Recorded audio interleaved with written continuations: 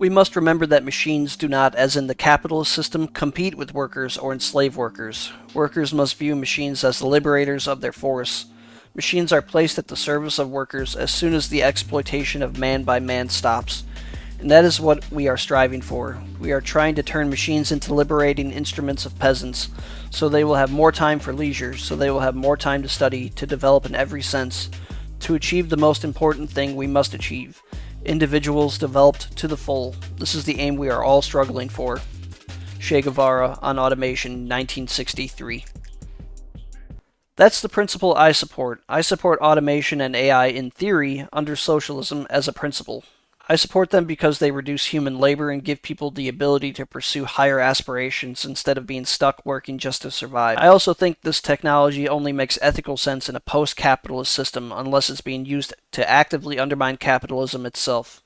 Some say past socialist states didn't use automation to liberate workers, but that argument ignores material reality. The technology simply wasn't there. Modern automation and AI didn't exist at the level they do today, and many socialist states were further constrained by embargoes, underdevelopment, and the historical era in which they emerged. Past socialist states all arose under different material conditions at different moments in history, with different levels of international support and different regional pressures. That doesn't make the goal of reducing or ending human labor foolish or unrealistic. It means the goal was constrained by material reality. Che wasn't being idealistic either. He was explaining the difference between systems. Under capitalism, machines compete with workers and discipline them. Under socialism, machines are meant to liberate human time and energy. That distinction still matters. It's also important to be clear. Automation is not going to end all human labor. That's not the claim. The claim is that reducing unnecessary human labor is philosophically consistent with Marxist goals. When people say they're afraid of AI and automation taking everyone's jobs, what they're really afraid of is losing the ability to survive. That fear only makes sense under capitalism or fascism, where access to food, housing, and healthcare is entirely tied to employment. Capitalists automate labor and then abandon workers. At best, they might offer a band-aid like UBI, Universal Basic Income, not to liberate people, but to keep capitalism functioning. The bills won't stop, rent won't stop, and life won't stop. UBI cannot be emancipatory. It allows capitalism to continue while the owner class remains intact. You still can't leave a job without consequences. Exploitation, wealth accumulation, and class power remain. At best, it's transitional towards social democracy, not socialism. Social democracy is still capitalism. So when people imagine an AI dystopia, it's not really about the technology, it's about an economic system where losing a job means losing your ability to live. That fear comes from capitalism and from who owns the means of production, not from automation as a principle. Look at how AI is actually being used. In some places, it's applied to things like healthcare and diagnostics. In China, they're using it to detect cancer. In the United States, under capitalist priorities, AI is overwhelmingly used to exploit workers, monitor behavior, manipulate consumers, and maximize profit all at the same time. Under capitalism, the system doesn't care whether you live a better life. It treats you as labor, not even as a human being. AI just makes that exploitation more efficient. People raise concerns about water usage, energy consumption, and climate change. A planned economy can set limits and priorities. Capitalism cannot. Corporations externalize environmental costs while privatizing profit. If we can regulate resource use across the rest of the economy, we can regulate it for AI too. This always comes back to ownership and control. AI surveillance is already a nightmare under capitalism. Targeted ads, behavioral tracking, algorithmic manipulation, facial recognition, microtransactions, and AI-generated content nobody asked for. There's nothing more dystopian and authoritarian than having your entire life mediated by capital and labor, with AI in the hands of corporations at the same time. I don't support AI mass surveillance, I don't support AI policing, I don't support autonomous weapons, and I don't think government itself should ever be automated. Even as flawed as humans are, removing humanity from governance could be a mistake. Banning AI isn't the answer either.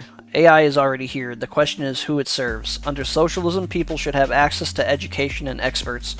Workplaces should be democratic, people should have the right to be informed and to participate in decisions about the systems that shape their lives. Through democratic centralism, we can elect people to design and maintain these systems with structures in place to prevent money or status from translating into political power. The hunger for power is far more extreme under capitalism anyway, because survival depends upon hierarchy. The higher you are, the more benefits you receive. Under socialism, where access to necessities is guaranteed, people are less likely to become power-hungry maniacs obsessed with domination and imperialism. People also worry about AI art. Personally, I think most AI art is illegitimate, but intellectual property itself is a capitalist concept. We shouldn't judge socialism using capitalist assumptions. If survival isn't tied to selling your labor or your art, automation frees people to create more, not less. For as soon as the distribution of labor comes into being, each man has a particular exclusive sphere of activity which is forced upon him and from which he cannot escape. He is a hunter, a fisherman, a herdsman, or a critical critic, and must remain so if he does not wish to lose his means of livelihood. While in communist society, where nobody has one exclusive sphere of activity, but each can become accomplished in any branch he wishes, society regulates the general production and thus makes it possible for me to do one thing today and another tomorrow, to hunt in the morning, fish in the afternoon, rear cattle in the evening, criticize after dinner, just as I have a mind without ever becoming hunter, fisherman, herdsman, or critic. Karl Marx, The German Ideology, 1845-46. We can regulate AI art once we seize the means of production. And if it's used at all right now, I'd rather see it used for communist propaganda than for advertising and profit. Shout out to Communized AI Records V1917, who already use AI tools to make left propaganda. That's a better use than selling products or extracting profit. Overall, there are more pros than cons to automating labor as much as possible, even if AI is involved, as long as it's under collective control. Some worry AI will replace human connection, but dependency on AI isn't caused by technology, it's caused by capitalism. The system isolates people and then sells them loneliness. Under socialism, where basic needs and social support exist, people wouldn't need to rely on AI for connection in the same way. The solution isn't mocking or banning AI, it's changing the material conditions for the people. When people worry that AI will concentrate wealth and power, that's only true under capitalism. We're not trying to let billionaires exist. We don't want an owner class at all. We are products of our conditions, and under socialism, we won't allow the same system to rise again. Automation and AI are going to exist one way or another. The question isn't whether they happen, it's whether they serve profit or people. The goal remains the same. Seize the means of production, reduce human suffering and labor, and make sure technology serves the people, not capital. Thank you for listening.